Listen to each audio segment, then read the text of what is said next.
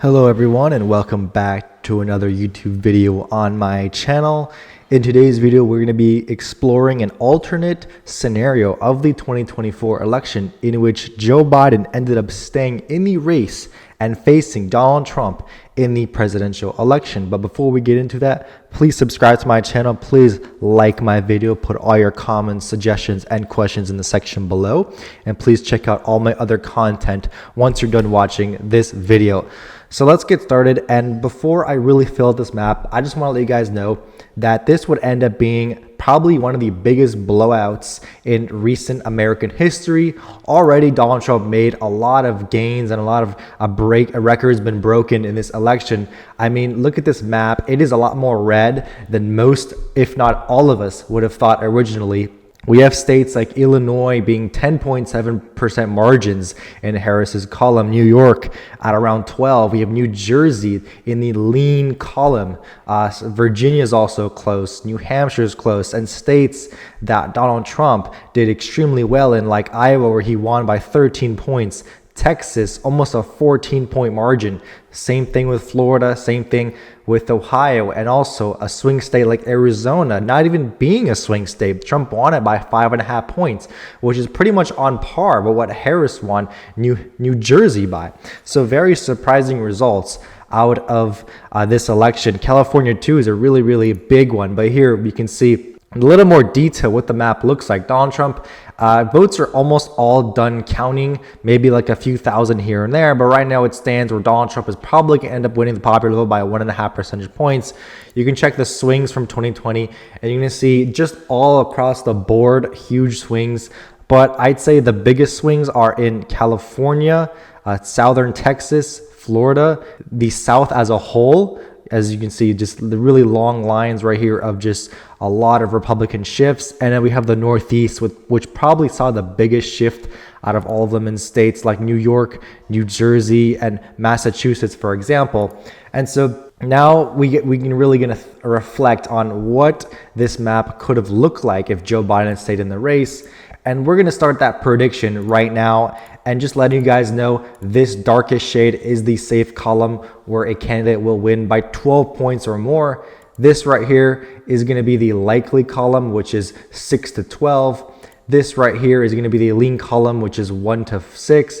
And then this is the tilt column, which will be anything under 1%. So the really close races on this presidential map between those two candidates. So let's get started now with Trump's safe states. And these are the states that Trump would have ended up winning by 12 points or more. We have the usual Alaska, Utah, Idaho, Wyoming, Montana, North and South Dakota, all of Nebraska except the 2nd District, Kansas, Oklahoma, Texas would stay in that safe column, Iowa, Missouri, Arkansas, Louisiana, Mississippi, Alabama, Tennessee, Kentucky, Indiana, Ohio, West Virginia, South Carolina, and we have Maine's 2nd District and the state of Florida. So all of these states already were in the safe column apart from Ohio and Maine 2nd. Trump won Ohio by 11.2%. He will most definitely gain another 0.8. Same thing with Maine. He would have definitely gained another 3 points to put that in the safe column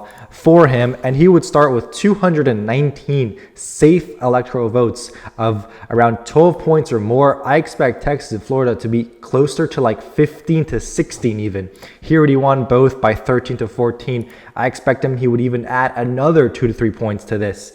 And speaking of the popular vote, I think Trump would win the popular vote by around 3 points in this scenario, maybe even 4 points, judging by how bad it was looking for Biden towards the end before he was dropping out in July. Now going over Biden's safe states, we would have California would be a safe state, Hawaii would still be a safe state, Maryland, DC, Massachusetts, Vermont, and Maine's 1st District, and that's it. That would be literally it.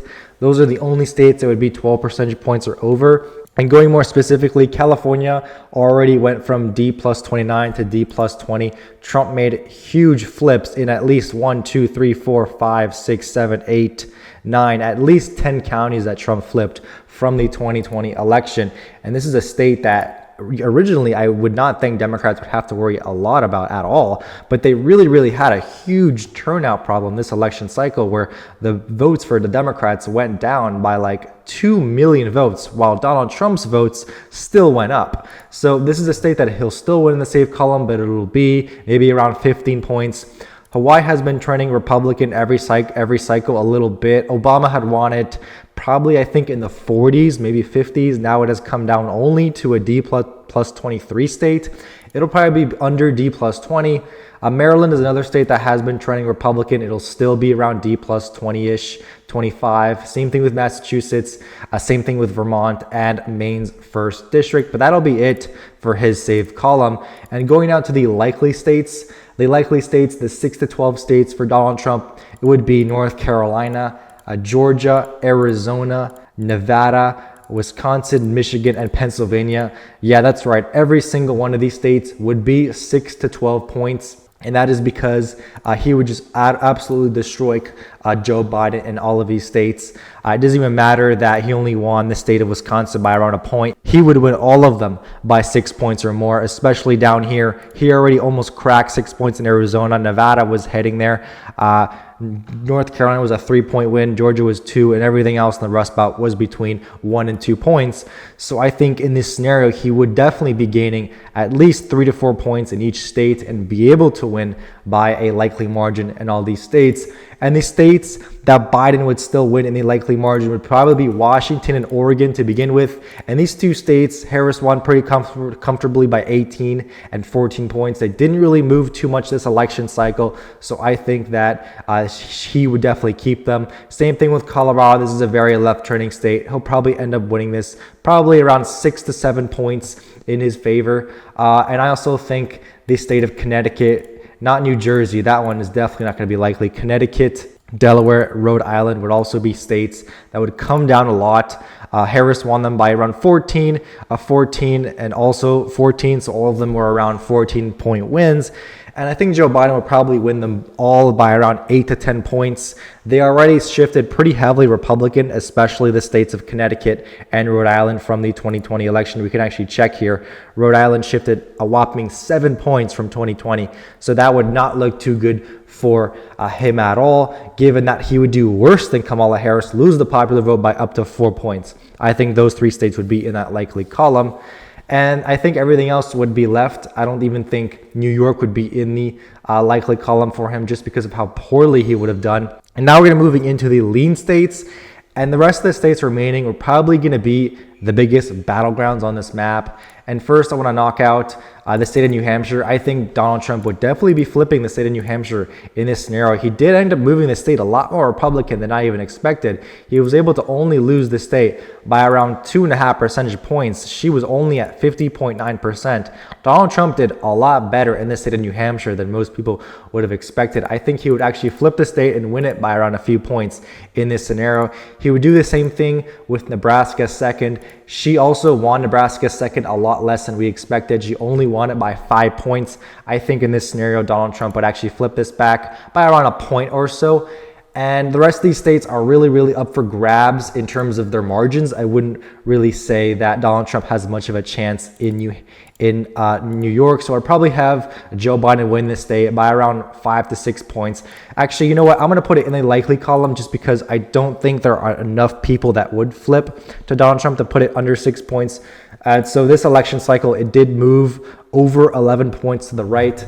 I think it would probably be around a 6 to 8 point margin, still in that likely column, but on the border with being lean. And so the states remaining will be the closest states out of all of them. Knocking out Maine first, Trump would probably flip the state of Maine, but it would be really narrow because Kamala Harris did perform really good in Maine. And she was able to win the state by 7 points, which is a lot better than I even anticipated. The state of New Jersey will be a really close state. And this state will be up for grabs because, once again, 10.1 shift to the Republicans. And this is a state that she only won by 5.9%. This is a state that Joe Biden in 2020 won by 16 to 17 points. I want to show you guys a little bit of the trends that are really happening in New Jersey and New York, as we can see here. Trump ended up flipping Passaic County. This is a 19-point shift. Essex County, a Union County, Middlesex County, and these are very, very heavily populated areas. Same thing with New York. Bronx was a 22-point shift. Queens was 21. Nassau was 14. Brooklyn was 11. We have over here Queens was 21. I think I went over that already. Even Manhattan was a 10-point shift towards Donald Trump. So I think New Jersey would be a state that would be heavily contested. And I actually would put Donald Trump flipping the state of New Jersey by a tilt column. He would win this by less than 1 point, but I actually think that he would win it in this scenario where he wins the popular vote by a few more points than what he won it by this time. And the national environment is looking so bad for Democrats. We even had polls back in July that had Trump leading in New Jersey by a point.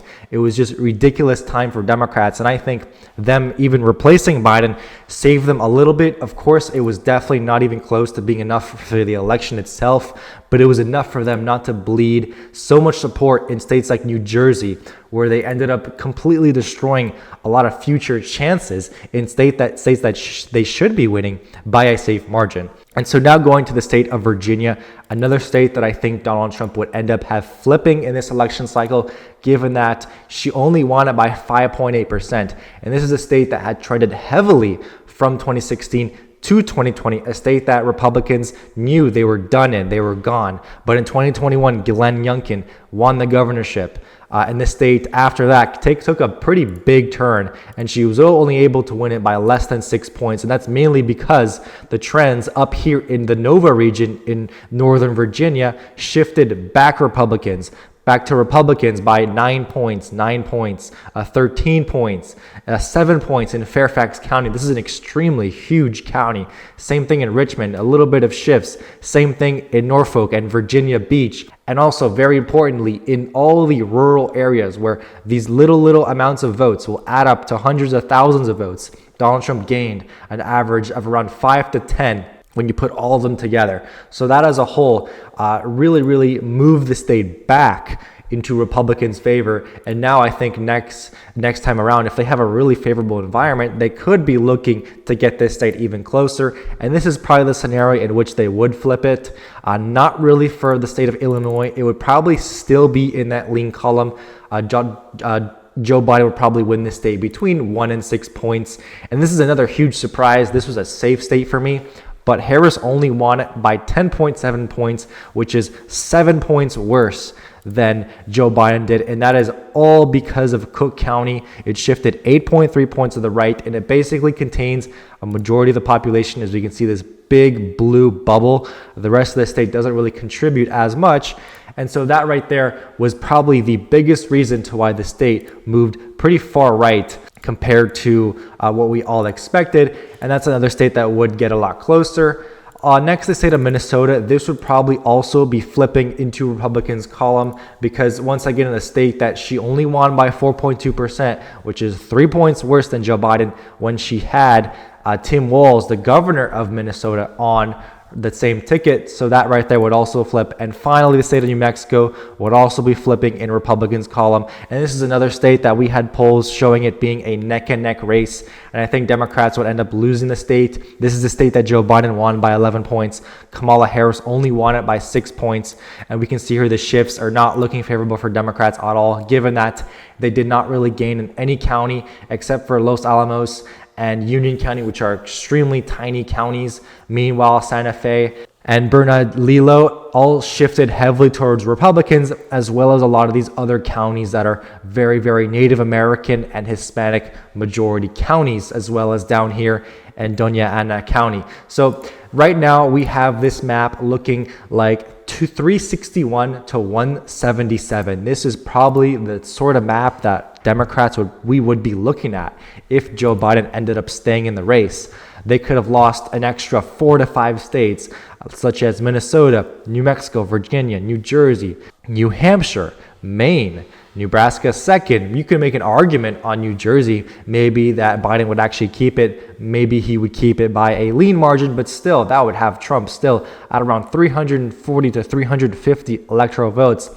And this is probably the max the best that any Republican could do. I couldn't even see a scenario where a Republican would be able to do better than what a lot of us and me would have projected at this point that Joe Biden would have gotten if he stayed in the race. But that's going to be all for today's video.